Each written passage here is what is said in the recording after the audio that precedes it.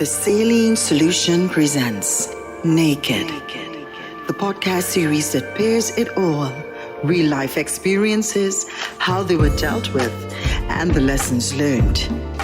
Facing the person in the mirror always makes us check ourselves, accept our past, and guides us to make the decisions that are best for our peace of mind. Are you naked? Here's your host, Saline Griffith. This podcast is for adults 18 years and over. Hey y'all, welcome to episode 7 of season 3 of the Naked podcast. I am so happy that you decided to click that play button, and you will not be disappointed. Yeah, it's a pretty long one, but it's very, very interesting. Today I got naked with two Voisin men, who, by the way, are not related, but their minds, their thoughts, the things that they shared in this conversation and conversations that I've had with them before, because I've had Garth Voisin on of the Dear Men Project. I had him on season 2, episode 2, when we spoke about All Men Are, and this is actually like a part 2 to that. I also invited Nicholas Voisin, who has been on Daddy Issues and Keep Your Advice to Yourself. He has been very, very kind with sharing his thoughts on that for us. So I have Nicholas Voisin on this particular conversation again from the Nicholas Voisin Counselling Services, sharing his insight with us again. I'm so grateful to these two powerhouses for being so open with their thoughts, their views as it relates to men and their interaction with females and the way that females interact with men. Why we can't coexist, why we can't share this real estate that we live in on called Earth Boy. And with time changing as it does over the decades, we realized that women have been growing. Yes, we've been growing, but are we really growing, or are we just knocking men down so that we will look like we're growing? So we're getting down into that sort of a conversation today, and making sure that our men have their rightful place in the world, just like us women are trying to make sure that we are respected for our place in the world as well as we continue to grow as the human race. Really good stuff. So let's get into it. What a man.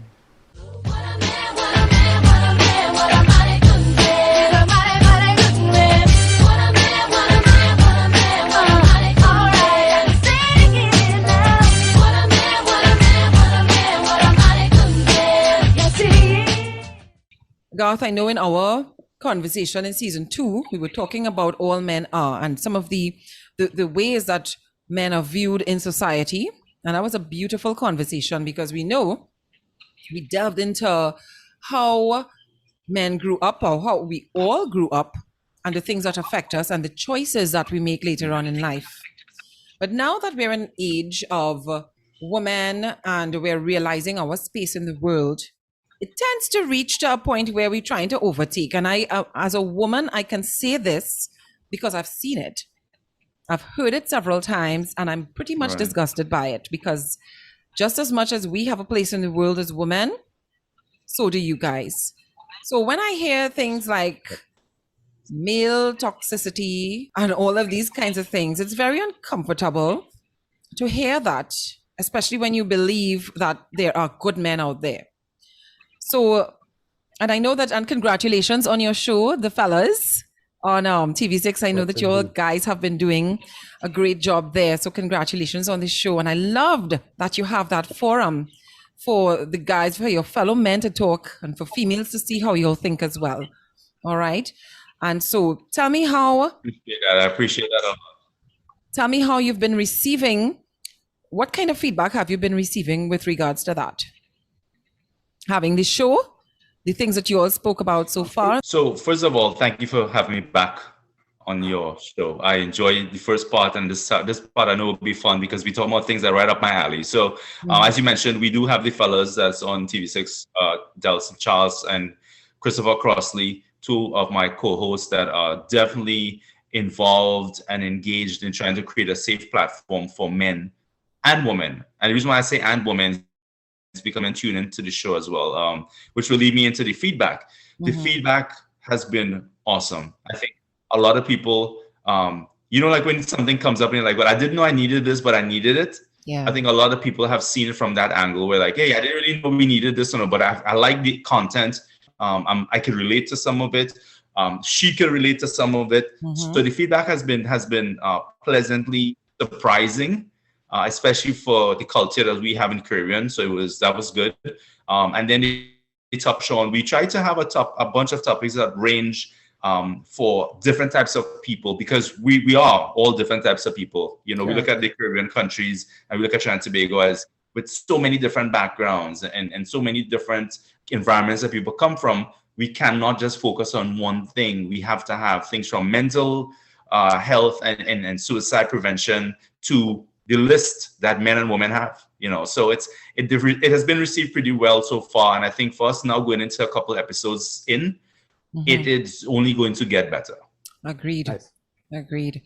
And so with regards to having that ongoing conversation regardless of what platform we're using, we know that this is a necessary conversation. So Nicholas, in your capacity as a psychologist, having to relate to men when they come to you talking about she this and she that, she don't understand me. And when you have to hear a man coming to you, a fellow man coming to you to complain, has that been your experience? Yes, actually, I've had the experience from both sides, because I think, speaking for most psychologists, I think most of tell is female, because women tend to be the first party to reach out for help. So it is much more challenging and a lot rarer to have men in the space. But when we do have men in the space, the complaints are often quite similar, that they don't understand women and how they communicate, what they need. So I spend a lot of time actually translating women speak for men and men speak. It's a very interesting space to be in, because I'm sitting listening and then I realize, okay, this person is not getting it, so I have to say, hold on, let me translate. And I say it and then I see them go, oh, okay. Yes, because we've not been taught that from very early on. We've not been taught those fundamentals of communication, and we learn these bad habits and we hold on to them all the way to and just complain to each other. You don't take me on, and men have no feeling, so hard. That's not true. There are actually studies out there that say teenage boys are more sensitive to emotional issues than girls. Usually because we did not get that space early on and don't have that ongoing space to treat with those emotions, to name them, to work through them in a healthy way, and to express them, so they get bottled up inside. So if you keep piling injury upon an old injury upon another, a new injury on the old one, it's just going to be sore and painful and irritating all the time. You see, the thing is, it's a good point that you made there too. Yeah, because the thing is, even if I take my son, for example, I have a twin. Take them, for example. My daughter will come to me and she will say certain things. If I ask him what's going on, I have to pull it out of him. I have to really craft how to ask him the questions, because if I come across too like mommy-ish, it will push him away, because he'll feel weak if he were to open up to me. So I said, no, buddy, I just want to know. I just want to know. So I actually have to change my language. I have to speak his language, man. I have to say dog. And I say horse and dog. I say, hey, where's he seen dog? I have to change the language, because if I say, son, how was school today? You okay? Mommy, come now, man. Come now, man. So even in that little scenario, man or a big boy, yes, you're helping me revert, or you're prompting me to revert to that childhood stage which I'm trying to leave behind. And you're messing with what I think a man or a big boy should be. Right. We don't want that. And there really isn't any thing to say, well, okay, this is when you start speaking like this. There's no time frame to tell you that. So you really have to be attentive and listen, both as a parent, as a mother, and as someone who, somebody in authority. Yes. Yeah. because we mature at different rates for different things. Yeah. Often I find that women, because you all tend to be much more vocal than we are, much more interested in communicating, saying things, you find that you all speak maybe twice as many words in the day that we do. Yeah, boy. That does not mean, no, depending on who you talk to, they'll tell you that's because you all have to tell us everything twice, but that's a different conversation. Yeah. You know, but you find it's not a matter of us not communicating, we just do it differently. That's I true. have very that I don't see for long periods at sometimes, and we can get caught up in a half an hour conversation, and I will cover the last 6 months and be up to date. My wife could not see her best friend for a week, and that's a 2-hour long conversation. But of course. Yeah. Now, does that mean I don't understand what's going on, my friend? No, I am very much au courant with what's going on, right up to date. We just communicate differently. So all those texts that say women are from Mars, men are from Venus, men from Mars, where is the thing they're from? The idea is not for us to create the division, but to understand that the other communicates differently. The other behaves and experiences things differently. And if I am to love my partner, I have to learn how they speak, how they communicate.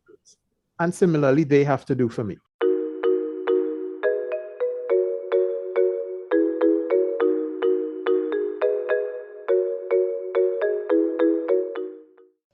Yeah, I think one of the things that we touched on too, and I'm glad that Nicholas said that earlier, because it's conditioning, conditioning for years and years and years and years of how we should be. And a lot of times, even in the home, think about just life in general, right? When you are a child or into a teenager, into a young boy, into a man, into a father, into all these things, you spend a lot of time outside of the house. So a lot of the influence comes from outside of the house. Right. Yes. I used to talk to people about buying a brand new car, spend all this money in the car parked in the garage, and you got to work for 50 hours a day. What's the point? But when you think about how much time we spend outside and how much time we're conditioned by the external in terms of outside of the family, a lot of what we've been taught is from out. So, for young men who are around other young men who have learned from their grandfather or their father or their brother or this guy from on the block who have a nice ride, and they look up to him, and that's where the examples come from. It is hard to now say, hey, you should express how you feel in a conversation. Yes. And the only expression that we as Caribbean men know fully well, and some other parts of the world, but I will focus on Caribbean men because that's my thing, is to express ourselves in an aggressive, or sometimes we wait until we get to the point of explosion instead of communication.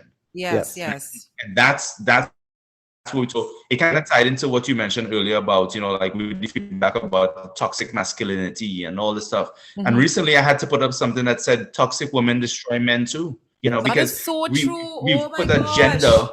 Yes. We put a gender on a behavior instead of finding what the solution is to the problem, we've put a gender on a behavior. So now toxic masculinity, but nobody talks about toxic women, because when we start the conversation, now you have to take account of yourself.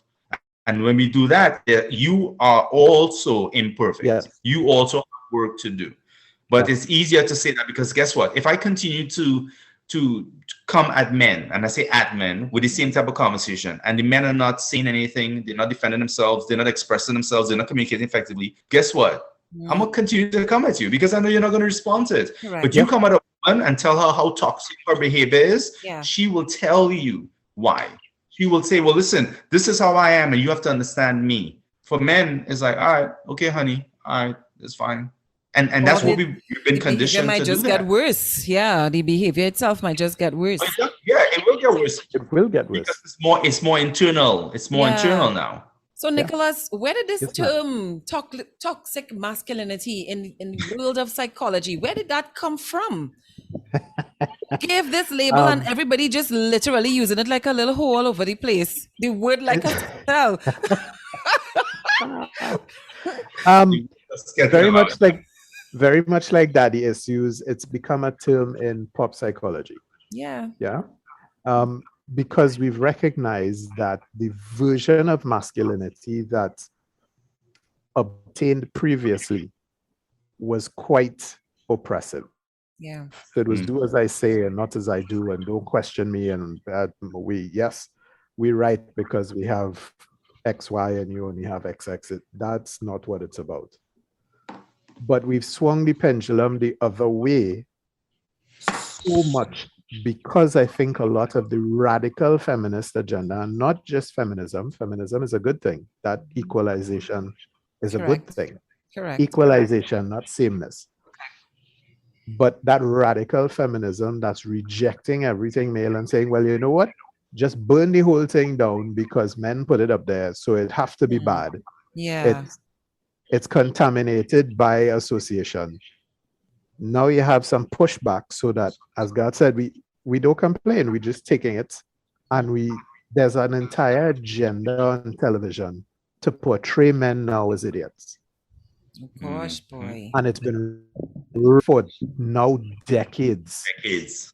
We have moved from a state where men have libraries and books and were gentlemen and spoke in a particular manner and were genteel and had moral codes. And now we're in man caves playing games until we're 50. Like, what? And we don't know how to do anything. The women are all knowing and all powerful, and we're just idiots bumbling around the place. And so when your young man sees that and is looking at that on television, what do you expect him to think? If that's what you expect to be, who am I to complain? That's what I'm going to be. I often tell women when they complain, young wives, Nicholas, my husband can't find anything. All of a sudden, I have to do it. I'm like, well, you know, that might be your fault. So, but how that's my fault? It's his things, right? It's like, yes, before he met you, he could find everything. He used to dress quite well. So what changed between then and now? The only change in the equation is you. Somehow you've messed with that program. And it might be as very simple as keys on this hook and you keep moving them because you want to use them for something. That's fine, but you don't put them back on the hook. So every time I need them, I have to ask you. So I don't even look anymore. I just ask you what you do with them. Right. But before I met you, I was a sharp dresser. I knew where everything was. I was always on time. That's how you end up with me in the first place. So now, how come all of a sudden I'm a bumbling idiot? What changed? But you know what I don't want to see happening is where you find that now that men are actually opening up, and it's fantastic. Now that they're opening up, we're hoping that it's not a battlefield where it's us against them, you know, because it's just going to pull us back to square one where we were back in the early days. We have the patriarchy to blame for this shit, because at the end of the day, we were told to be submissive. We were told to do. I have no problem being submissive to a man. We just have to know there's something called mutual respect. Mutual. I also don't like to see the yes men who go in, like as you were saying just now, Nicholas, you waiting for your wife to tell you what to do. Oh my God, what is that? Yeah. You know? Yeah. But there's also the part where you have, as you say, the very liberated woman. We are trying to make men feel like if they're nothing. Both of you all spoke about that in different scenarios just now there. And I could tell that it is hurtful. And the more we keep banding together to encourage it, is the more men are going to disrespect us as women.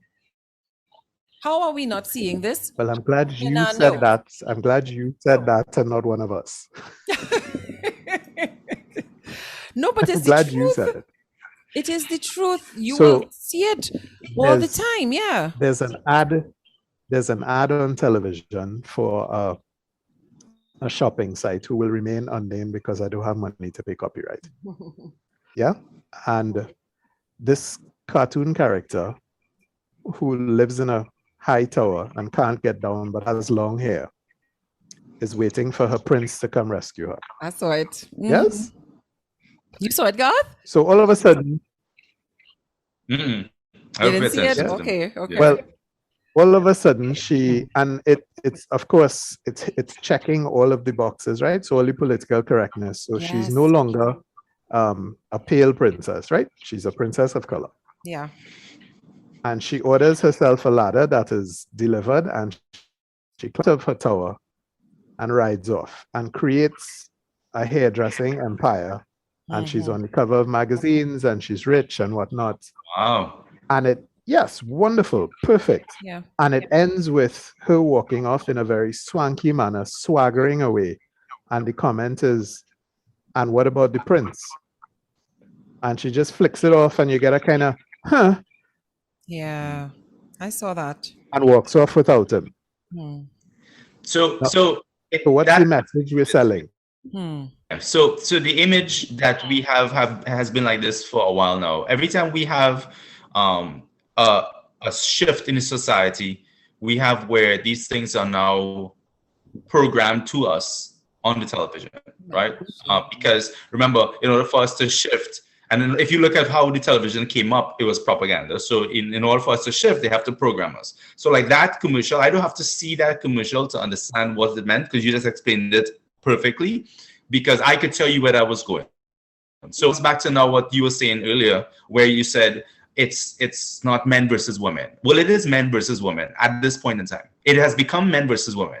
And my conversation that I've had with some people who are feminists, which again, it's not a bad thing. Radical feminists, I think, is what we're talking about. That's the toxic part of it. I said to them, I said, when you look at it and it now becomes men versus women, how does that?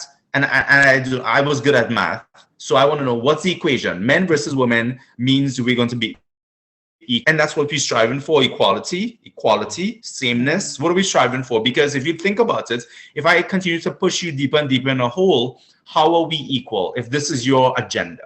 Yeah. So a lot of these things are, and Nicholas said that, and I was going to use the word dumbing down.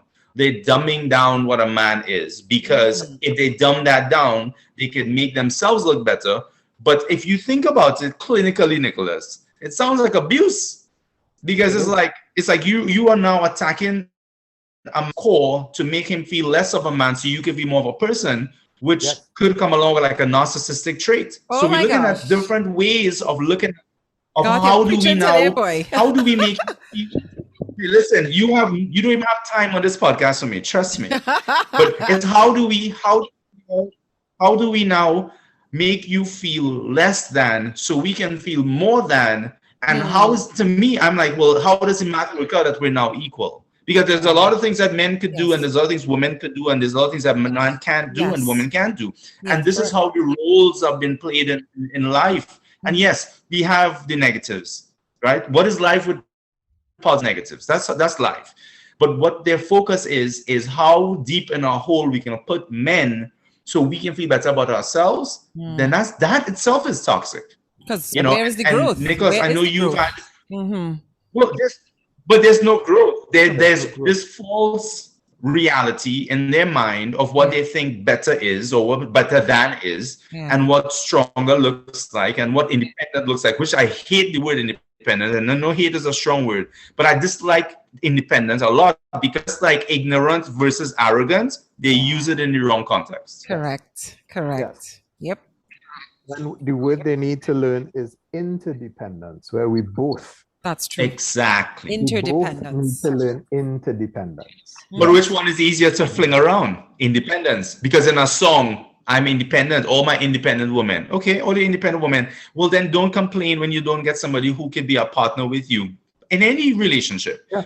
You are now hindering your own progress. It comes like these walls that they put up. They put up a wall to keep all the bad out, but you're also keeping the good from coming in.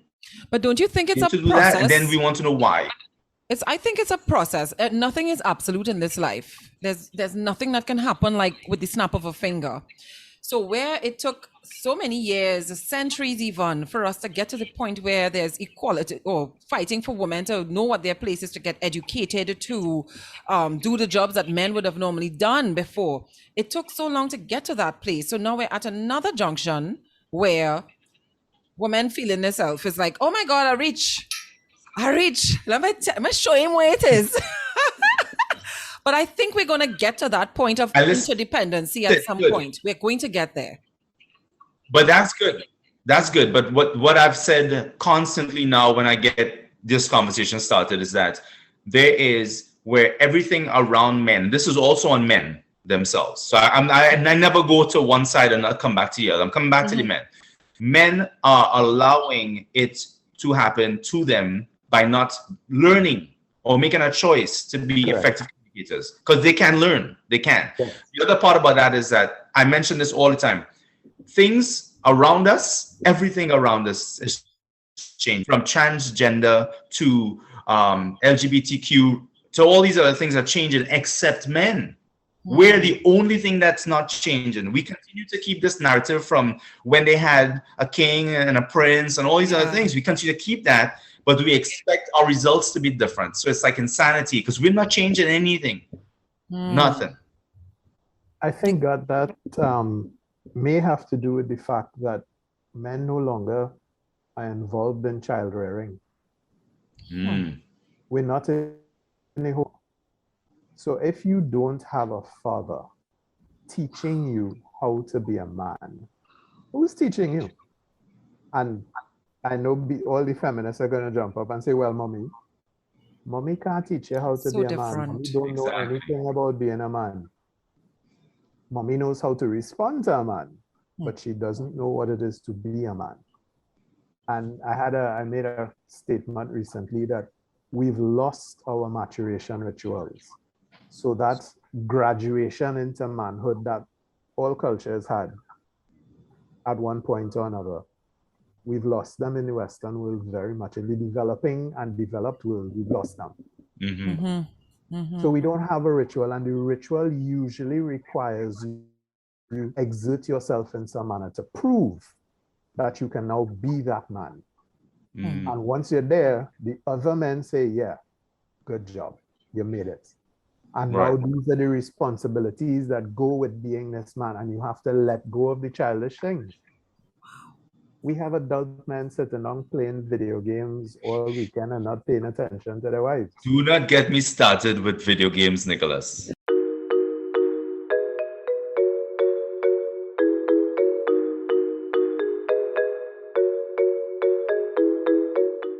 We leave the women to raise the next generation, and that's been going on for 2 generations at least. So we have a lot of men walking around in pencil jeans and don't even get me started, who want to be going and getting coiffed and pedicured, but don't know how to lead their home. They don't know how to what? Lead their home. Well, yeah, but I don't want to, when you say pedicure and stuff, what do you mean?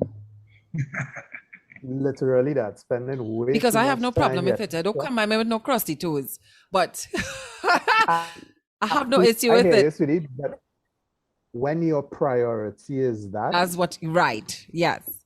And not being the man you need to be to lead that space and that household. Yeah. And that household starts with you and your wife. If your priorities are messed up, you're using the same hair care products and moisturizing cream, and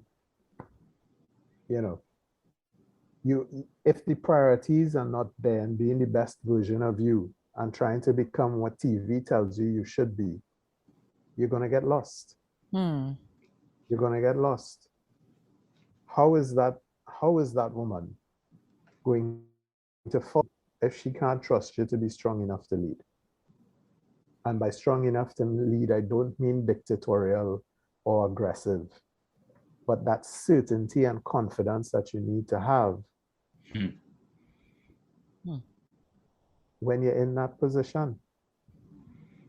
I think this is why we went back to the conversation about the narrative from before. Yeah. This is why we went back to the conversation about conditioning and programming and all these other things. So you had a time where the men would have been in a family, let's say some years ago, where the man is the breadwinner, right? Yep. So this is what I keep saying.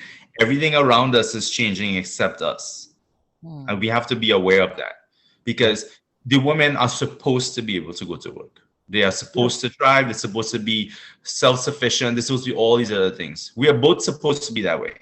And I also believe that there are different times in a relationship or in just in life that sometimes you need support from somebody else. If it's in your partner or not, you need some support. Sometimes, in today's day where COVID comes and happens, men lose their job and the women are there. So what does that mean? Does that mean that now the man is a slave at the house because the woman is now the only job? No, it's of understanding each other and coexisting in the same space. It's also a matter of being able to communicate effectively how you feel about stuff and what your needs are. Because again, if this is your safe space, then you should be doing that. And I've said this to a lot of people. I say, if you cannot have a safe space on the inside of your home or your relationship, don't expect your safe space to be outside. That does not exist, right? Because that's what it was created for. You think about coming home. When I travel all over the place and I come home, I feel like I could take my shoes off, I could sit back, I could relax, I could take up. Guess what? Outside is done. I'm inside. I feel safe. So this is why we created this platform and say create a safe platform for men, because we want it to be where men could feel safe enough to have these conversations and not be judged as weak or unsure or bad leaders or less of a man, which is another term that we love to hear about, because now when you tell us less of a man, it shows it comes at the ego, the inflated ego of I am these things and all. But again, that also does not have a gender. Women also have egos, but because it's easier to throw off on the male, and the male doesn't do anything or say anything about it, it's easier to do that. It's more accepted to talk about. So like these are things that we talk about now because we're trying to be that way. But the other part of it that continues to be a challenge, and I wouldn't say a problem, but a challenge, is being consistent with this conversation. Yeah. Being consistent with the conversation about, hey, we're losing leadership qualities because now, like Nicholas said, there are not as much men in the home. But guess what? The men don't have to always be in the home to be the mentor to their son or their brothers or whatever, in terms of, because the way how it is, we look at what the reality is now, we have a lot of men that are not in the home. And I agree, right? When I left Trinidad, I was not in around my son. But at the time that he got to a certain point and he was becoming a teenager, I had to step back in because I understood the importance of having a male figure there. And I knew what the other male figures would look like in terms of what he would get his influence from. So I had to make that choice to be that, right? And as imperfect as I am, I have to at least give him some of the stuff that my dad showed me and help him to understand. Now, is that an ongoing process? It is. Yeah. But now you have, it's like if you constantly make 2 steps forward as a male, and I stay as a male, you are now pushed 5 steps back by the same female that should be supporting you. Now so it's a constant battle. We know that every household can't be the nuclear family. I mean, that's the ideal. We want to have the mother, father, and the children. We want to have that. But life happens. So, sometimes things don't work out like that. And as Garth was saying just now, even though he may not be there physically, he's still very much involved in his son's progression in life. Right? Yes. But then, unfortunately, Nicholas, you were saying that there were men who, because they're not around their children, they're just literally absent mentally as well. I know of a few. Yes. I came across some fellas the other day I talking to, and one of them telling me with that boy again now, he giving his mother real trouble. You were saying this, the little boy giving his mother trouble. So where are you in his life? Where are you? Correct. And you're ready to throw in the towel and say, me ain't able? Now, Seth, you have to step in. Yes, very simply, like God said, when he stepped in, he stepped back in. Mm-hmm. That says to the young man that my daddy chose me. Yes. Mm-hmm. When you don't step in and you don't participate, it says to that young man, as it does to the young girls, he's not interested in me. Mm-hmm. Yeah. And because we are all narcissistic by nature as children, we internalize that as something is wrong with me. Oh my God. And as you know, Celine, the boys do that to mommy. We don't say it. We act it out. Your daughter might tell you that she all might have a session and we cry and we sing and we have chocolate and we whatever, and it comes out. You're not getting that from your son. Yeah. Yeah. We will act it out and we will behave badly.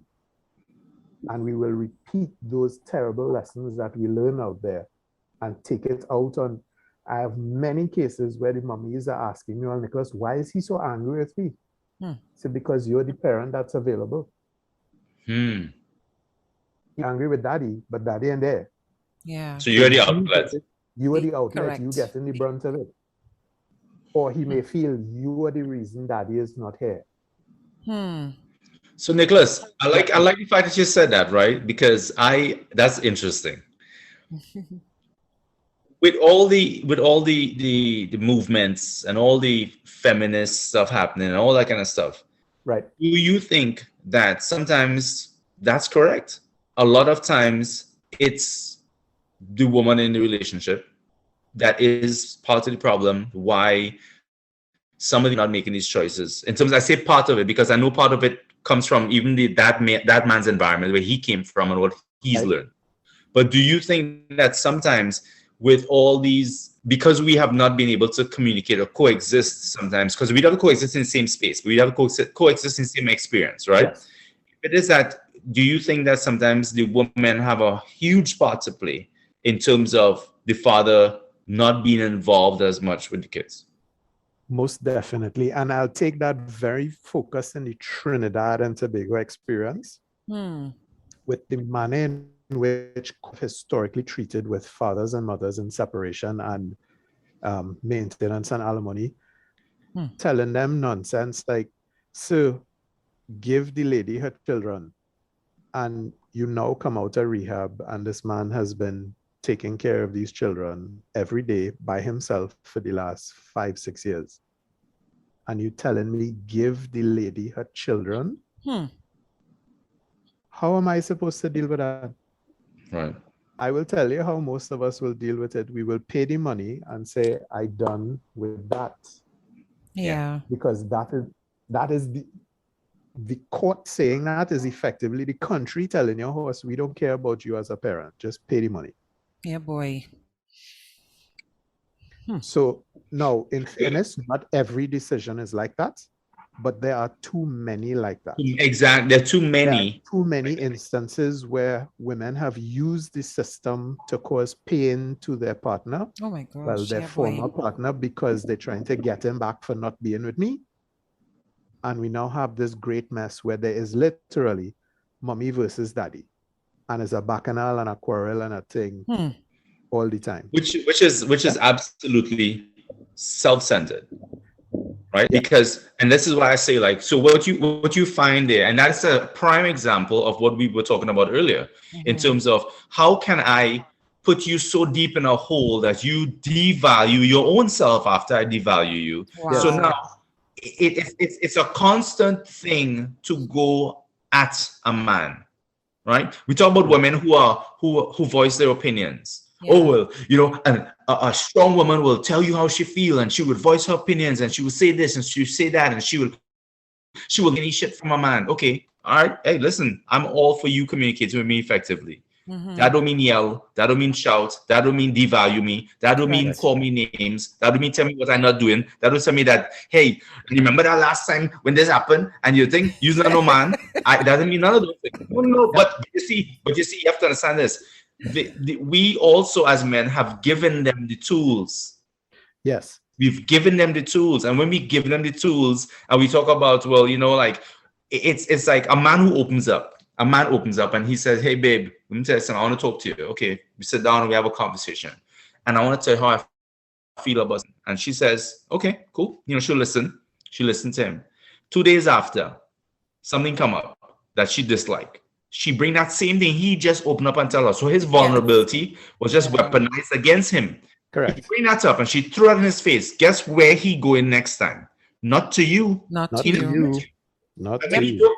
And again, we talked about outlets. What is his outlet? Partners who drinking on Arpit Avenue. Bar on the corner on a Friday.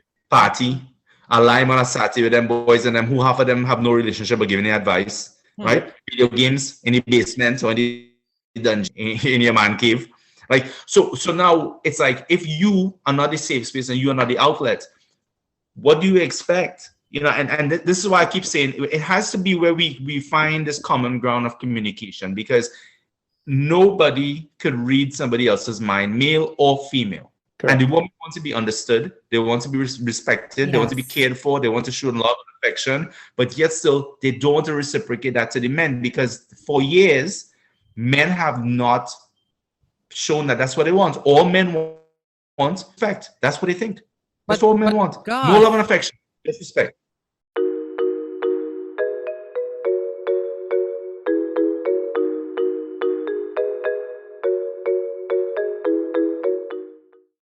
Yeah, let me tell you from my own experience. You see, oftentimes, because I had that whole fracas already, of course, I'm not going to go through no court system with my children ever. And how our whole relationship tumbled, literally tumble. It's that I knew their father and what he wanted. He wanted family life, but he didn't know family life. He didn't know how to get there, right? And I think there was a little bit of aggravation or irritation with not knowing how to.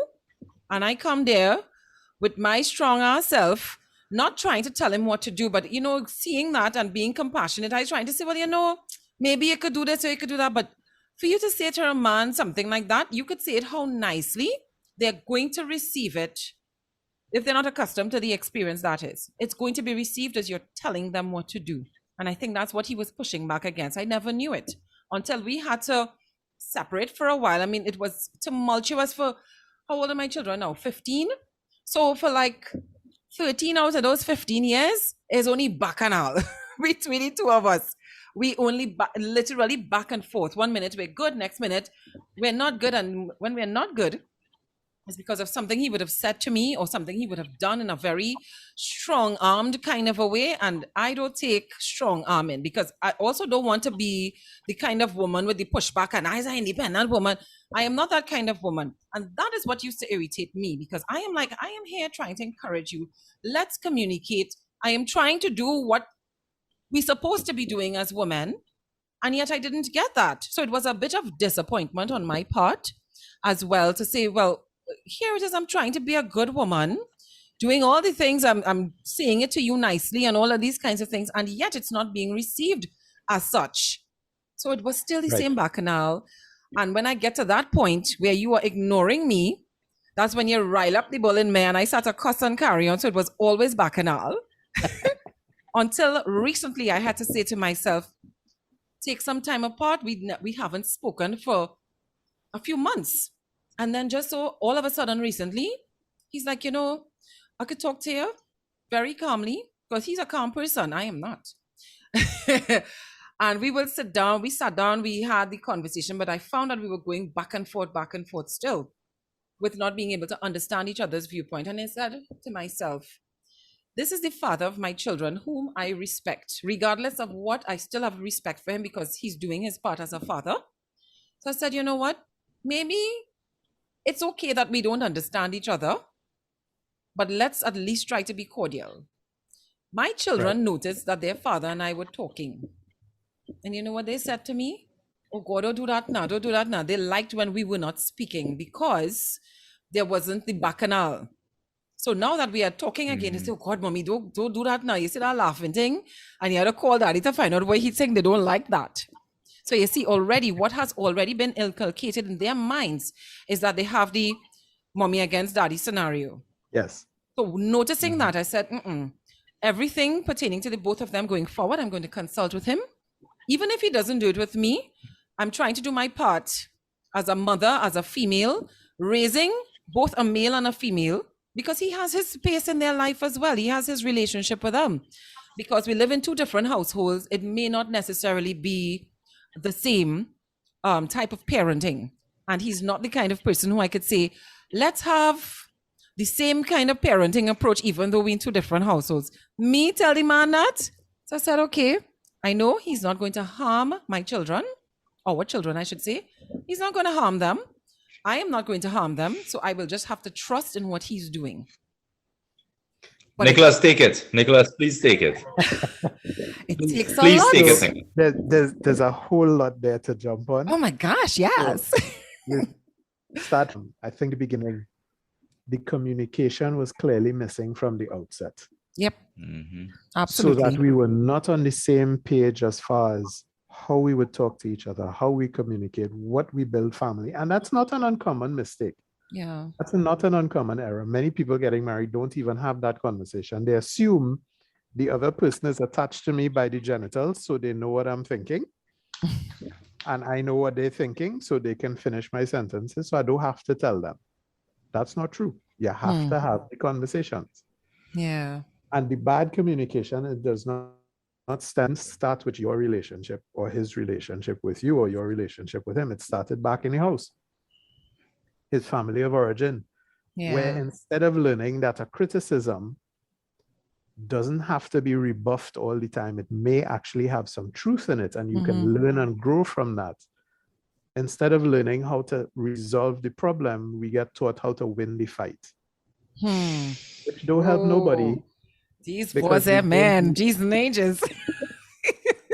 we don't move forward. We just beat up on each other and throw stones. Yeah. That's why I had you take it, Nicholas, because you these boys are men. Anyhow.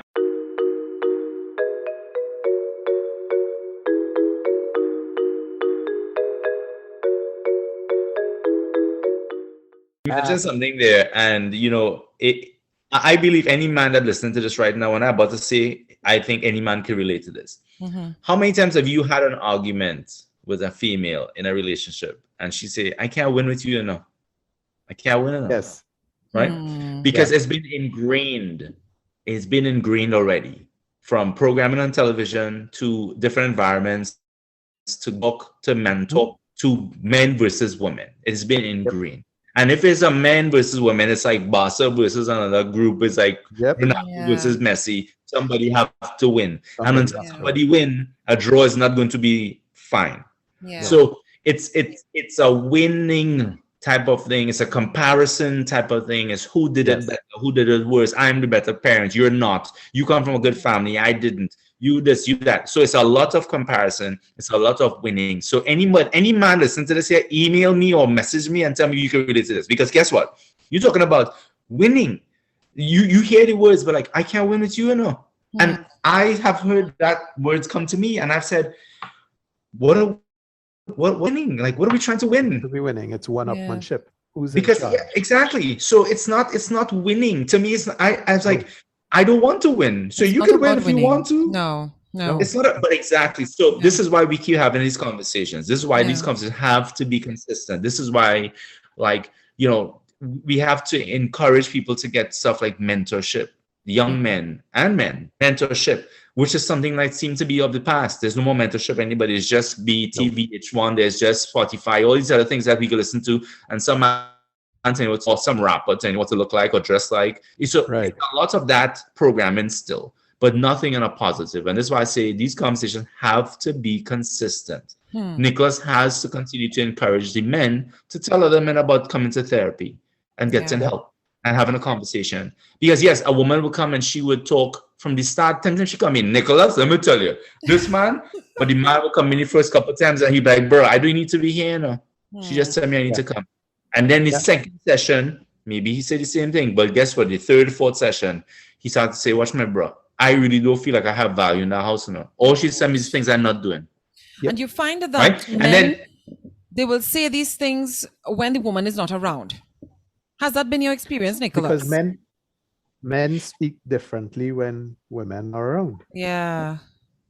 The colorful nature of the language when you all are not present is quite interesting.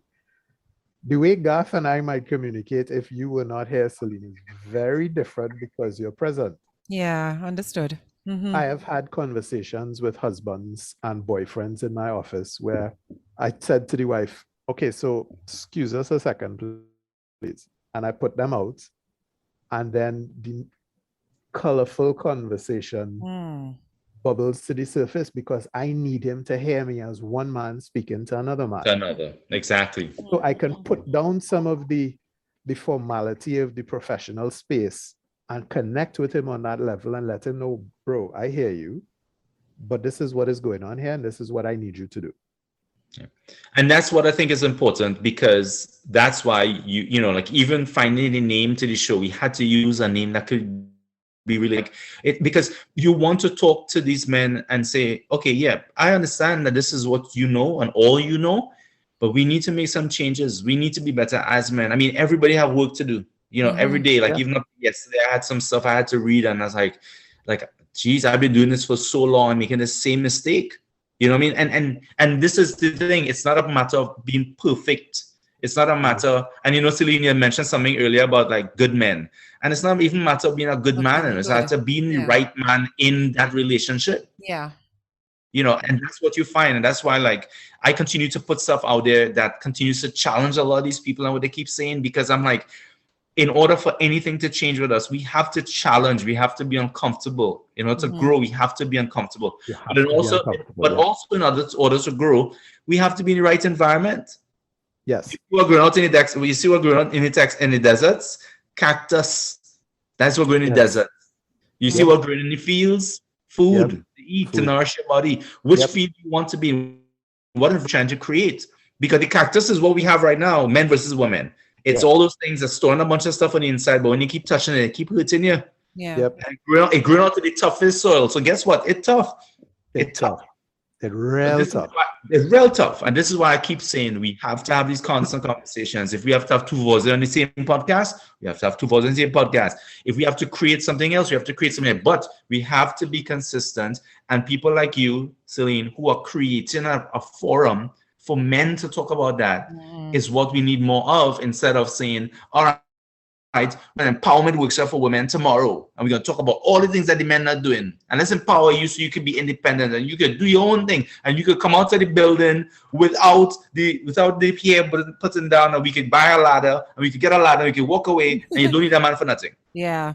But do you think that women who speak like that, the radical feminists, let's try to talk about that for a few moments, where what has been a commonality in their background? Did they grow up with men around? Nicholas, I'll say it. Did they? Nicholas, Did they grow up with men? No problem. Did they grow up feeling as though they are women who should be respected as women? What is it? Plain talk, bad manners, straight talk, no chaser. They have not healed. That is it. Because you hear the anger, you hear the hurt, you hear it. Exactly. Yes. You have a lot of unhealed stuff, and you're trying to help other people. Yeah. You are not healed. A lot of us men have not healed trauma, because we don't even think about it. We have not gone back to our younger selves to understand what happened yet. So you find the radical feminists, and I will say they will message me on Instagram, which is fine. I could block them. And they will come across and they will say, well, no, I'm not angry. It's just that you all don't do this and you all do that. And I'm like, listen, you need to heal before you message me. Because the thing is, you cannot solve anything. Because what you've done is you put a blur on your vision. Wow. You've blurred your vision of what you want it to be like. Because you have not got to the point where you have resolved this issue that you have. Because all happens on happens on the inside before it happens externally. Yeah. Yes, of course. Right. The way we receive stuff and all that stuff.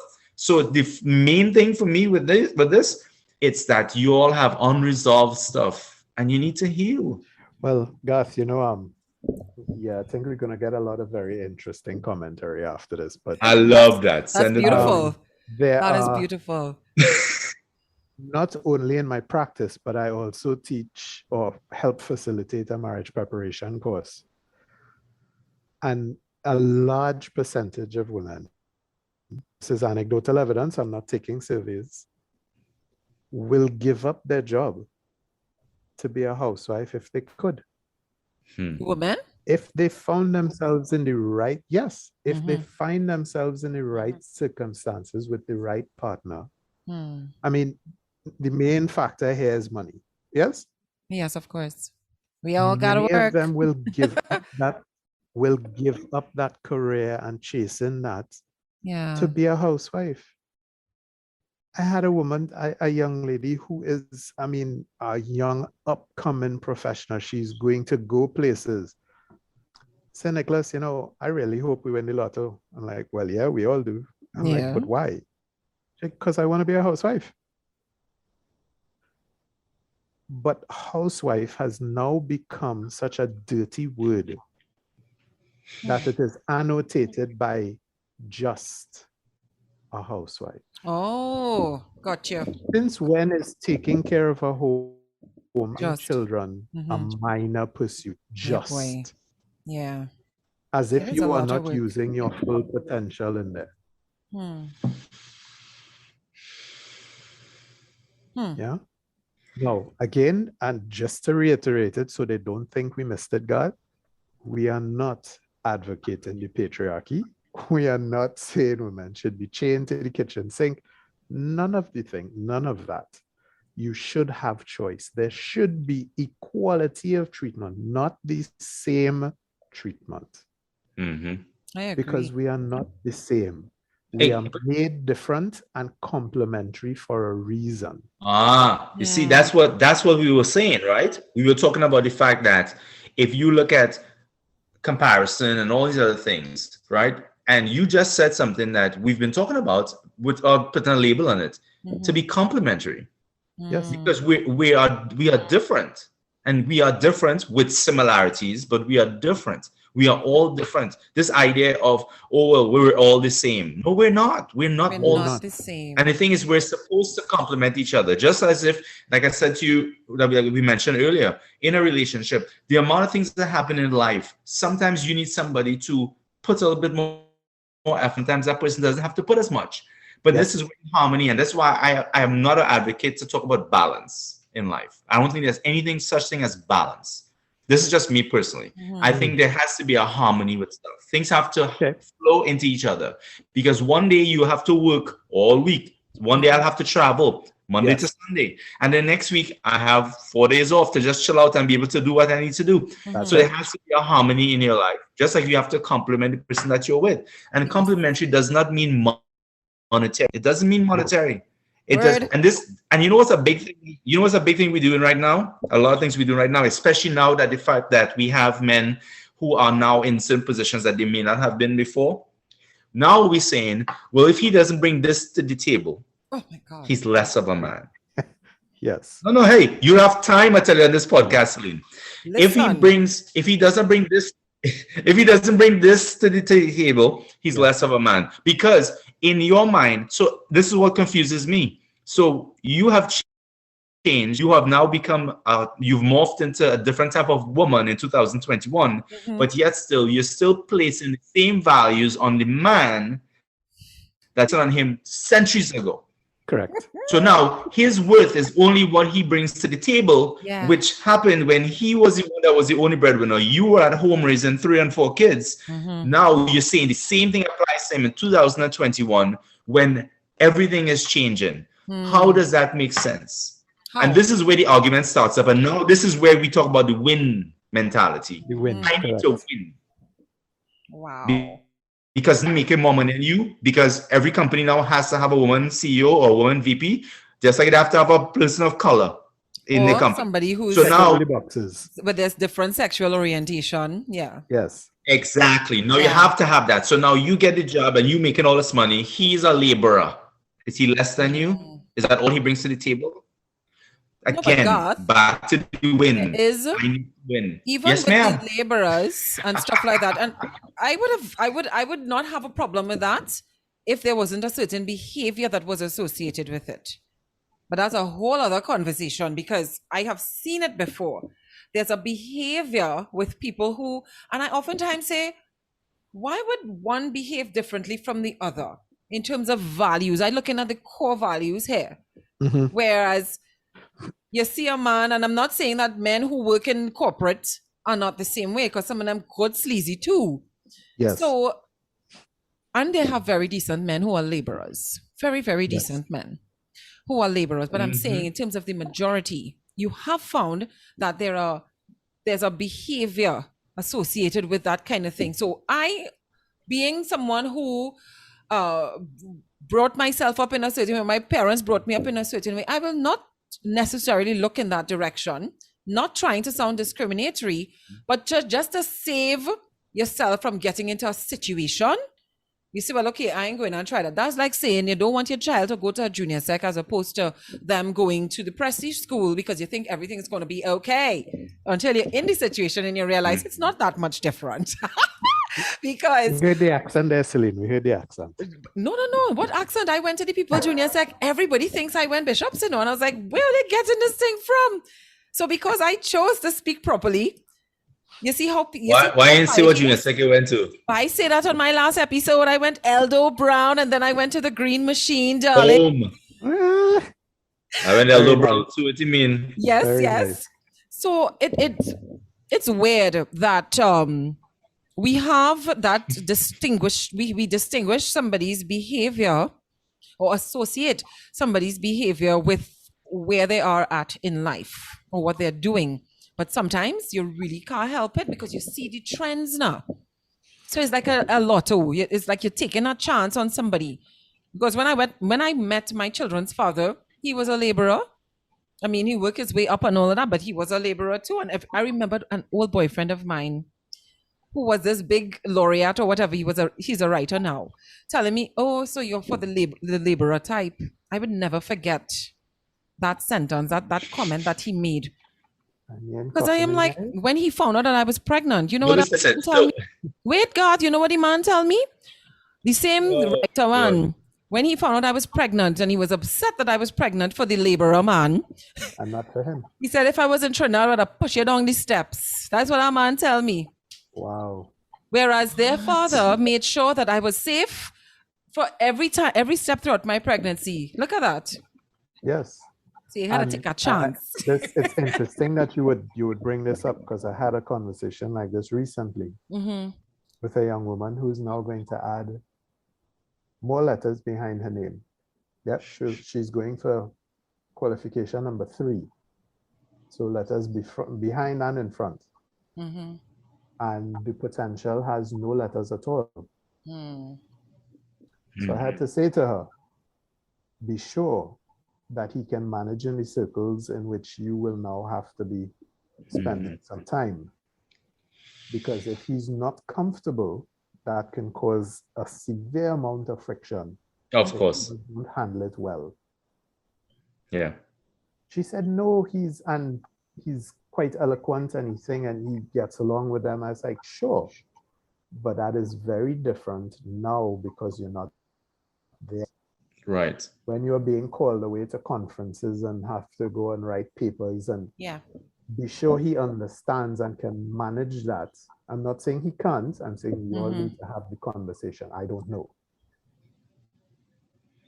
So if we bring it back to what we were talking about before with like bringing stuff to the table, and not just that, we talk about the women and how we're trying to devalue men and stuff like that, right? We look at it that way. So that same, and I don't want to use that same person as an example. I just say in general, we have those women who are very successful, and they will be with people with a man, or in a relationship with the men that are maybe don't have that type of drive for that. Maybe that's not his thing. Maybe he's an artist. Let's just go with that. Let's say he's a creative. So some people are successful creatives, some people are not. Some people are, but whatever. So now we live in a world where now that becomes a power in relationships. Not in all relationships, because in some relationships it works really, really well. Yes. But it becomes a power where now, again, part of that process for them in order to make you stay where you are as a man, especially in today's environment, is they use that as a power. Because now they say, well, listen, I am so successful, which is relative, but they're successful. And now they use that now to say, well, okay, well, you're not as successful as me. Wow. So, and this is why I say, like, when you look at that's gross though. Components. No, you look at all the other components that are happening around you, like the commercial and all that kind of stuff. And that is what you continue to see and continue to think like. You get into a point where now you're defending yourself in a conversation where you have to win this conversation. What are you going to use? Wow. What's your power? Yeah. You understand? So this is why I say there's a lot of conversation that we have to have around these things that help us to understand. Because like even in that relationship, you're right, Nicholas. he's not there yet. You all didn't go to the meeting yet. You didn't get called away for 2-3 days. They didn't fly you out in a nice jet, and he flying regular coach in somewhere else because he went to see his mother. Yeah, or he's introduced as Mr. Doctor so and so. Right. So imagine those type of people, right? So now that conversation has to happen where? In a safe space. In a safe space, correct. Yeah. If the safe space is not created, then the friction is going to come out of it, because now they've not talked about it. They've not had the conversation. And the fact of them not having the conversation means that there's not a level of understanding. Yes. And you know, you said earlier, Garth, in relation to the radical feminists, the pain that you hear and that we all hear, it's also quite present in those situations with the one-upmanship. Yes, because that is not me trying to win and understand. That is my bruised ego, my hurt inner child acting out to find power and control in what I think is a chaotic situation. Yes. Exactly.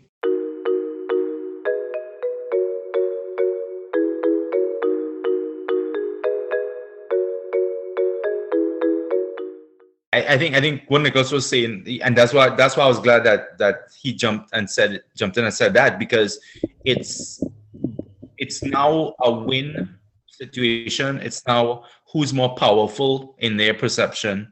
Now it's more what can I use against. Yeah. It's because you know what I tell people this a lot of times. A lot of times, what you think your power is presently does not always mean this is your power in the future. And you have to understand that life has changing circumstances. Sometimes when it is that you're not doing things with good intentions. And I always tell people that because a lot of people feel as though presently where they are is where they'll always be. And they have to understand this is not true. You know, and the same thing with these relationships where we come into and these people are so power hungry.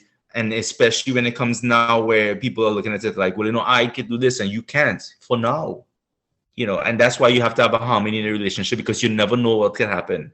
You know, you never know if that same person that you dogging on right now is the person that had to take care of you because something happened, fortunately. You don't know. And this is why when we get into these kind of conversations, I say we have to have these conversations. We have to be consistent. We have to talk about it, because even it will also help men and women make better choices in terms of relationships.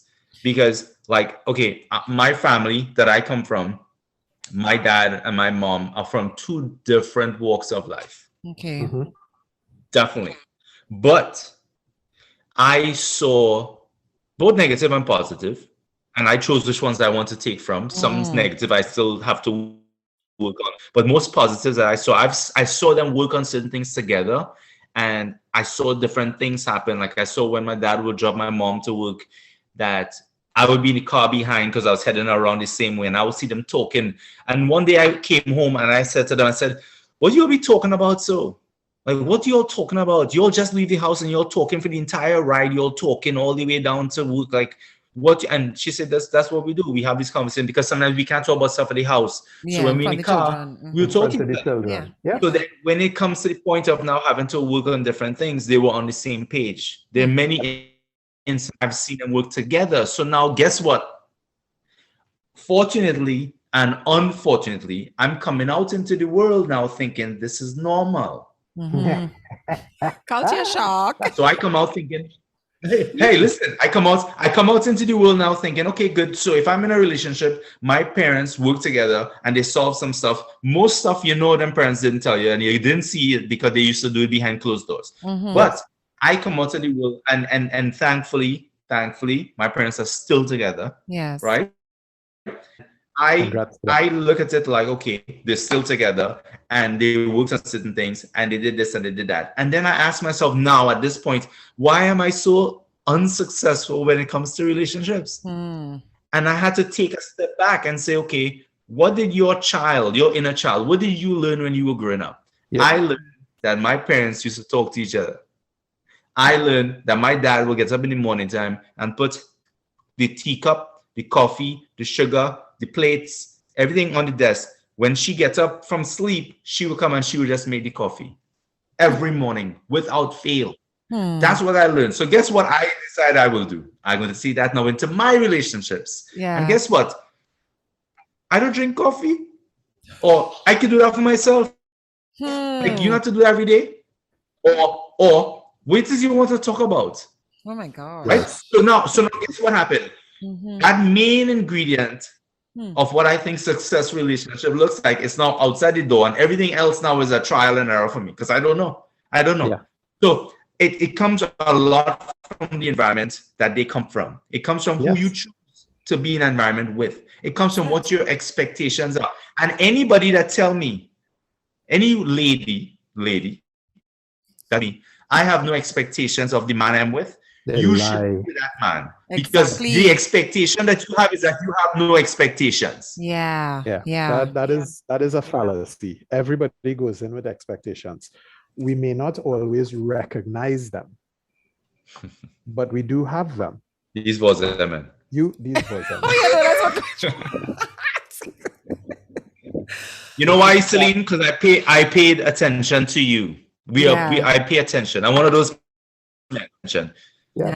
Nice. And that the expectation you had going in, Garth, is that your partner would communicate and understand and want to get on the same page. You didn't think you had to say that up front or have that discussion. Yeah. But that was the expectation. I tell them, I use an example when we talk into the couples. I said, you might be two young professionals and you all are both working similar jobs, nice long hours. You get home at ridiculous hours in the evening. So as a man, you don't consciously expect your partner to be cooking for you at that stage in the game. Yeah? But in your house, it had home-cooked food on the table every day. However, mommy did that, whether she was a homemaker, whether she was a working wife, there was food on the table. 2 weeks pass and you realize that I have one set of Chinese food box in the fridge and in the thing, and you ain't get some pilau. And you jump out to yourself and you say, well, paying for your husband? And she let you have it with both barrels. What your so and so feel it is, and think this, and what kind of and that and blah blah blah. You think I's your mother? Huh? Yes. Yeah. All for want of a conversation and and misunderstanding that is some misogynistic, to quote all the terminology, misogynistic expectation to oppress the woman. No. All it is that is what my expectation of wife is. That's what's been programmed into me. I might not actually think that's workable now, but that's what my underlying program is. Yeah. The expectation, I think, and I'll be totally transparent, it was very unrealistic.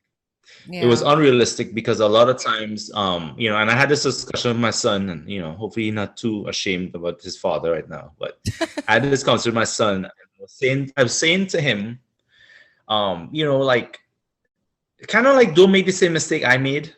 Yeah. Because I've always tried to lead by example, and I've always tried to teach.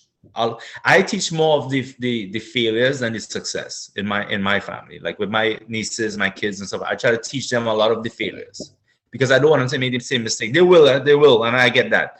But like with my son, I said to him, and I get a nice little DM about this too at some point, which is fine. But I said to him, choose your partner wisely. In terms of, if you go into a relationship with somebody that does not understand the background or environment you come from, and I mean they don't understand because they're not from that type of environment, you're already setting yourself up for a lot of misunderstanding, a lot of lack of communication, a lot of, well, this is a process for me. Please understand my process. Because so my son is very close to his grandpa, and our dynamic is different. His mom and I are dynamic different. She doesn't have to like me, I don't have to like her, but we understand that co-parenting means it's not about you, it's about him. Correct. Yes.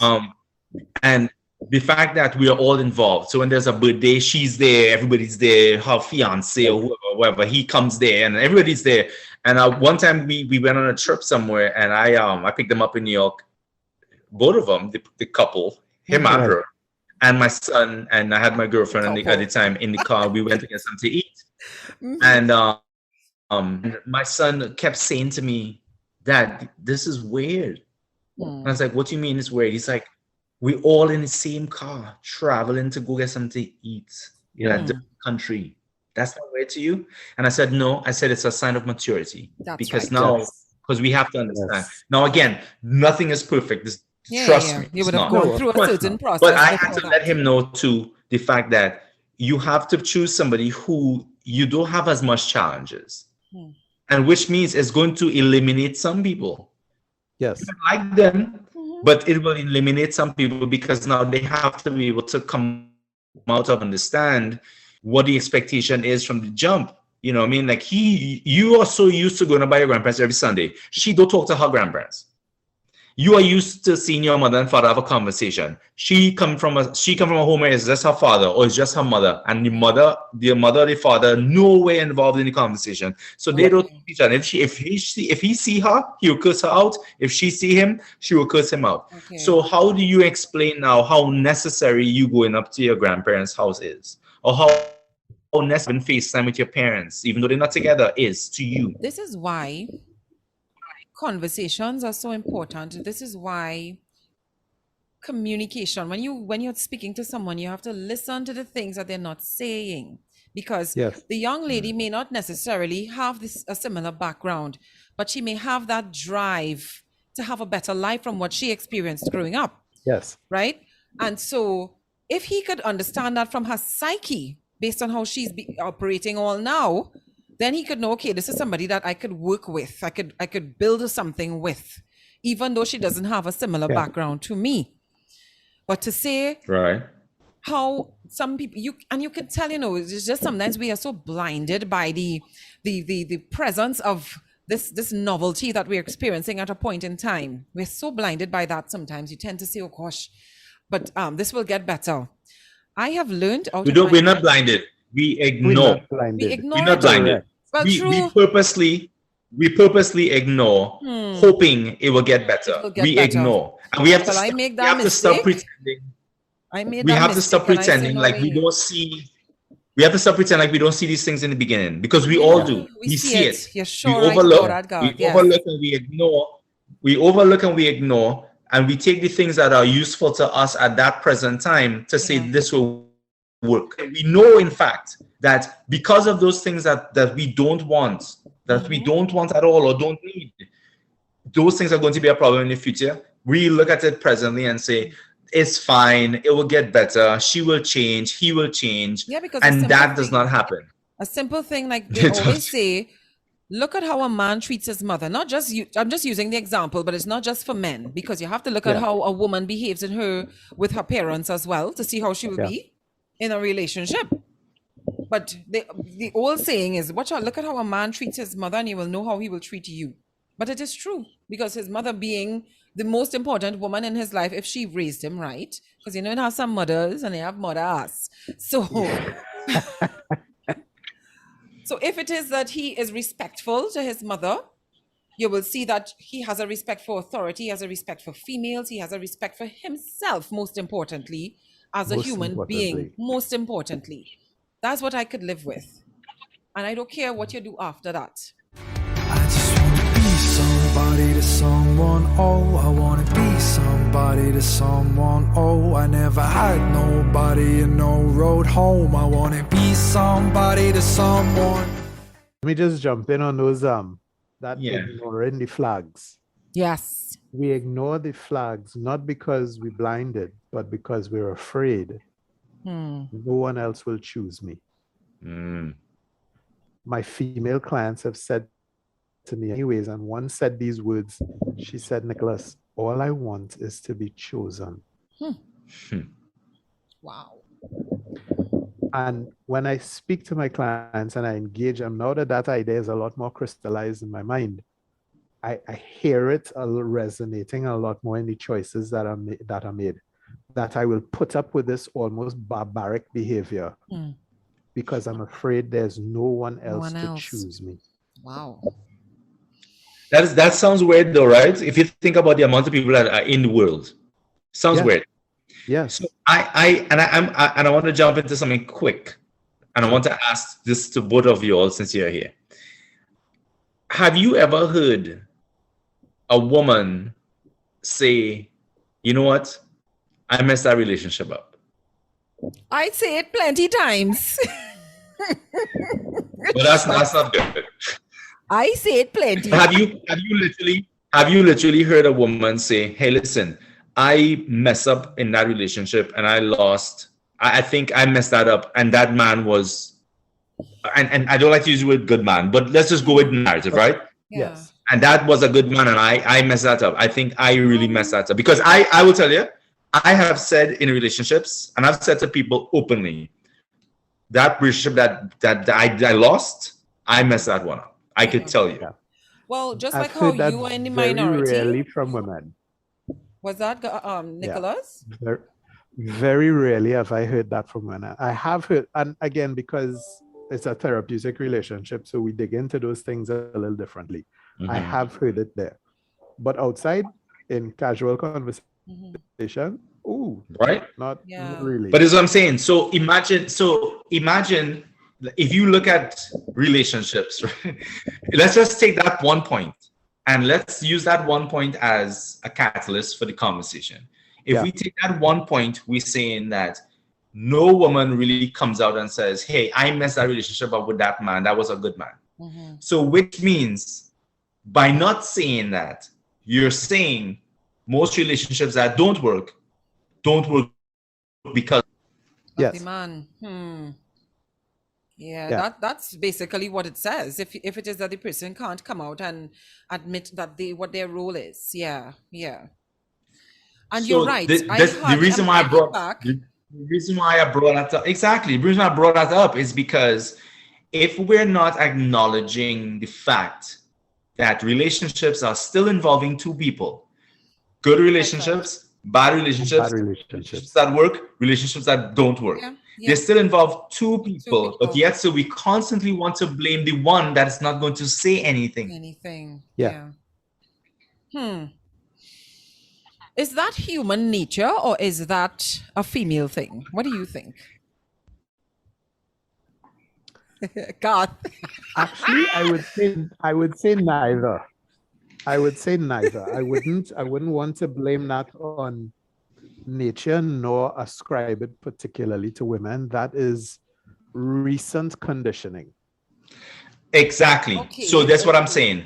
That is recent conditioning. Because let me tell you something. Years ago, right? Oh gosh, boy. Years ago, you would meet a woman, and you would sit down and have a conversation with her. And she would say, "Boy, let me tell you something, I speak with this man, that man was a good man and a boy, but I don't know now. I don't know how that thing will work out now." And be like, "But now you married to somebody else." Like, yeah, you know, he was nice to me, whatever, but that man was a good man. This is years ago. So that what you said, Nicholas, is 110% correct. This is something that happens now because to blame the ending of a relationship that did not work, a relationship that went sideways, is easier to blame the male in the relationship because it's the one person, and hear this last part, that does not have a voice. We blame it on the patriarchy and the toxic masculinity. Yeah. Because they have something no in the voice. larger picture so that you could find a way to define what you're blaming or who you're blaming. But nobody ever says, this is where Celine went wrong. Well, Celine says it all the time. I'm probably different. But you hardly Because ever you're find... naked, that's why. Exactly. Gosh. Right? Yeah. But you hardly ever find people actually coming out and saying, this is what I did to contribute to this situation. Not people. You hardly find women coming out and saying But God, that there they are messed men who up. do that too. There are men who do that too. No. Listen, I am saying that you would hear men say that they messed up. Yes. I was asking a question of, do you hear women come out and say that same thing? Because of the fact that if you think about it now, presently, women are not acknowledging that. They're not, because it's easier to blame the one that's silent. So now we went into having all this equality, sameness, all these other things we're working on to what the long-term goal is, right? But yet still, we're silencing the already silenced. Yeah. Right? And when we have these type of conversations, these conversations could be taken 100 different ways. It could be Yeah. taken like, okay, well, all they do is they just talk about women. No, we didn't just talk about women. We talk about men. When we talk about the fact that a lot of men have to hold themselves accountable, me included, myself included. I have to hold myself accountable because a lot of relationships that may have not been successful have not been successful because of me as well. But why does it always seem as though it's only the man's fault? Yeah. That's what the conversation, that's what the question.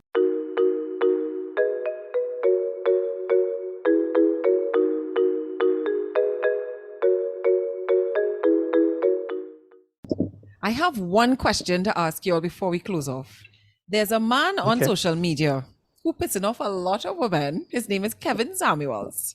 Have you ever taken any of his podcasts? You all heard of Kevin Samuels before? Here now. Yes, you introduced me to him a little while ago. I have seen a few. There was one time, the first time I heard about Kevin Samuels, of course, I sat down in my living room. I said, who do you ask this man feel he is? Talking to this woman. If you hear I found that he was berating the woman he was speaking to at the time. Telling her she's you calling yourself a number 10, but you're a 6. And I said, but who do you ask is he? He sat down in the dark. I said, why you don't come out of the dark and you're quarreling with the TV, huh? But then another friend of mine, he said, listen to what he's saying. So I painfully had to listen to Kevin Samuels for another episode. But the man, not talking shit, keeping it real. I had to pull back and go back and put my tail between my legs and say, all right, he ain't talking. He not really bashing women. I would still agree that some of his delivery is very condescending. I still agree to that. But the points that he's raising about some of these women, and I had to remember that African American women are far different in their behavior from Caribbean women. So the women that he was talking to, of course, being African American and their expectations and stuff like that, it would be foreign to me as a Caribbean woman because the women here, we're far different. I shouldn't say far because now we're learning how to be like, you know, how they like to be like the States. So really don't want you all to be like them. I don't want to be like, but it's happening. You're seeing it, and I am very scared. No, it's happening because it's spreading everywhere. So the thing is, we're programming everywhere. Yeah, I'm scared to hear how there are differences based on the culture, which is one thing that hopefully it helps to not make it too much. But the differences and the similarities, they're almost, I mean, I just say, You're right. But, you're right. But yeah, I think a lot of things that they're talking about now, and just to talk about that point that you made, closing off. So the point of what he was saying, and you officially or initially thinking he was berating women, that is one of the things that I think it's what will set people away from his content, and it will also attract people to his content, right? But it comes right back to not what it is you're saying, but how you're saying it. Correct. And this is why we have to find that medium of, okay, how do we deliver people so that they understand, and how do we have these good conversations like what we did today, things that are coming up that initially come up, because it's a straight talk. And sometimes we don't want to hear the straight talk, but sometimes I also believe that is the way that you say certain things. Yes. And everything your delivery is you could respectfully disagree with someone, you know, and this is why Kevin Samuels can't get women to hear the rest of what his messaging is, because you're coming across in this kind of a way. Many women have already switched him off after the first few minutes, but he has a good message, a message that many women could learn from in terms of the psyche of the male, you know? Who paid for that bam bam day?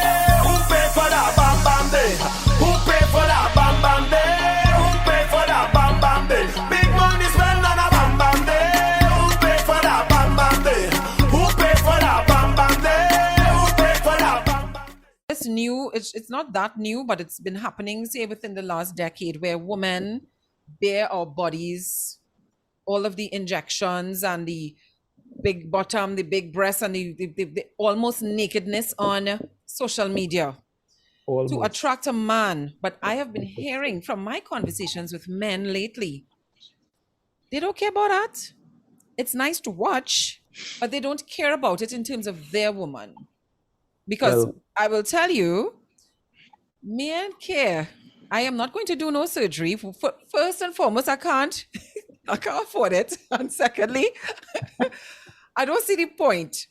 I don't see the point. I am like, okay, you had children, you're in your 40s now. I ain't gonna let myself go.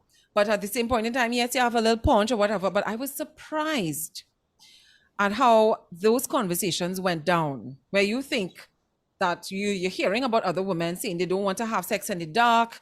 I mean, with the lights on because they don't want to talk about their bodies and stuff like that. I say, you good. You need to be comfortable in who you are as a female. Everything about you, your mental, your physical, everything about you. This is how you attract a partner who can respect you, because you're showing that you respect yourself.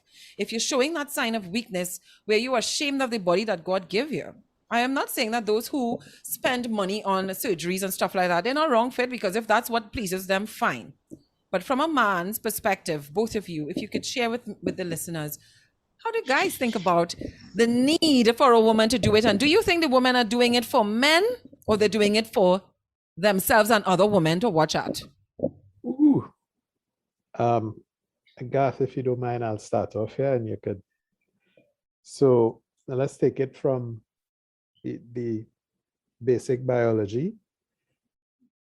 Creatures, to attract a mate, adorn themselves. It's called the only reason you all adorn yourselves is to attract a mate. One of us. Okay. It's been going on for quite a long time. So now it is taken as the normal part of the normal course of things. This is how women dress and behave and what. But the only reason you do a lot of what you do is to attract a mate. If you take a girls' night out and you're not even you're a sleepover, a slumber party, it have no high heels and extensions, and you're over there in your jammies and your slippers and no makeup, and because there's nobody to impress. As soon as we say, okay, we're going out, all the kit comes out, because you are competing with all of the other women who are your friends for the men that may or may not be in the vicinity that you're finding yourself later on for that event. Now, when you tell women that as a whole, no, I'm not dressing for nobody, I'm dressing for me, and da-da-da. So then why you don't dress like that when you go to the slumber party? It is ingrained in us. It is ingrained in us. When there is opportunity to attract the mate, we do that. The men do the same thing. We dress up when we go out because we want to attract a mate. But you all have been so well brainwashed by the media in particular that we're showing off more skin. And there are studies that say when you all are ovulating, you are much more scantily clad than the rest of the month. But we ain't going there yet. People go make noise. Yeah? Because you realize men like what they see. In the Caribbean context, we are not yet limited by the skinny anorexic model vision. We like our women looking healthy, and we don't mind some imperfections. And I'm sure Garth will tell you, if you look sexy in your outfit this week, come back in the same outfit next month, you're looking sexy then too, you know. And we are likely not going to remember that you wore that last month. We really don't care. Let me tell them. Okay, so I will not tread lightly on this topic, because I like the fact that you brought that up. So you talk about, and for somebody that is really active on social media, I hear exactly what you were saying, and you talked about people who have injections and they have all these things and whatever. Some people need to do surgery because some people, being in health and wellness for a long time, we have this false impression that people who lose weight, everything comes right back to normal. So some people have to have like a tummy tuck and they have all these things because it's the skin that has stretched if you're overweight and you have to get back in. So some people need to do surgery. Okay. Some people want to do surgery. Yes. And the women that do surgery, and again, please direct message hate mail because I would love it. They do it for themselves. So I agree, Nicholas, in terms of by nature, we're here to attract. So like if I dress up, I want to smell good, I'll spray something nice, go out and attract people. But then the ones who are doing the surgery. So I feel like we've now come to the point where the reason why men are not as attracted to it now as they were before is because before it was in a minority. So you would see something like, oh my God, this is different. Yeah. But now when you look at social media, everybody is the same. They all look the same. They all have the same doctor. They have the same implants. They have the same trends that go to the side of their hips to look a certain type of way. Yeah. So now you have the men who initially are attracted by specific things. So like for me, a big smile and some dimples will definitely help me to be attracted. I like that kind of stuff. Woman I like them to put skin. dimples in the cheek. Look. They're doing it already. Just trust me, they're doing it already. Anyhow, Are you but serious? what I would say is that when it comes to, there's some people who overdo it and some people who have to do it. Okay. Right? Like I said, from a health and wellness background, there's some people who have to, women and men who have to do surgery. But with the women doing it now, before it was a big thing because we were like, oh my God, get that butt from? To come to realize now that, oh, that's from the doctor down in wherever, right? And now we're realizing after you've now had a relationship with some of these same women, and I will say this, you go fake boobs, fake butt, fake hips, and you expect a real personality? Ooh. Not really. Damn. Well said.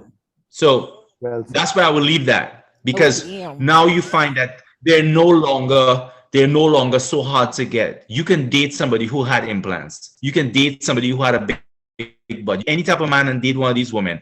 But what you realize now is when they're doing all these things to fill their own void and feed their own ego, you look now and you say, okay, fake this, fake this, fake this. How does that equal to real personality? And 99% of the time, it doesn't. Yeah, boy. I am Garth Voisin on Instagram. Email me, direct message me. I love the conversation. I'm telling you, they don't have enough time. So much. I mean, guys, be sure to tune into the fellas on TV6 with Garth on a Monday evening at 6:30 p.m. Because you know 8:30 p.m. 8:30 Where did I p.m. get 6:30 from? 8:30. Sorry, 8:30. So by that time you're home All and right. settled in. 8:30 p.m. And you just watch the every news. Monday. After you watch the news. So for the fellas, and of course, you can check out Nicholas Voisin Consulting Services on Facebook and Instagram for if you need that therapist. He is that therapist that you can definitely check out because he's keeping it real and he's one of those gentle giants who will definitely tell you what you need to hear in a nice way.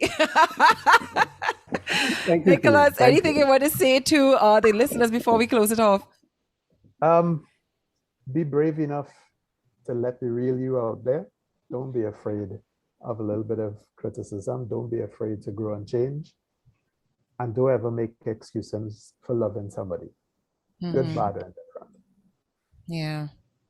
So, gentlemen, thank you Very so nice. much. This was great, as usual. Thank you. Men, I want you to know that we love you. Females, we have to love men. We have to understand that each person has their role and their space in this society. So there's nothing like we're outdoing each other because we're never going to win what we try to put out as a race. It's not a race. We are the human race and everybody has their specific place. So let us really continue these conversations about male and female interactions, the respect that we continue to have for each other, or what we are trying to breed for each other, because it's a new world that we're living in terms of relationships. I always look forward to these kinds of conversations because it brings light to so many ills and triumphs that we've made over the years. And let's continue to do that. So thank you, gentlemen. And have a good one. Thank you guys so much for sharing with me today on this particular topic. It was very intense. I loved the viewpoints from both Nicholas and Garth. And I hope that you also had some takeaways from it, some views as well. If you have varying views, I'd love to hear it, because these are conversations that need to be happening on a daily basis so that we continue to get to understand each other, more importantly, to respect each other as human beings. All right. So feel free to share your views. Give me some feedback on the Saline Solution on Facebook, as well as the _Saline_Solution on IG. And looking forward to hearing from you on the Naked Podcast. And remember always, be a good human. Thank you also to Cam Productions for your editing services as well. Have a great one, guys. Cheers. And the stuff great men are made of is the stuff you could miss unless you look below the surface. Okay, Shaki.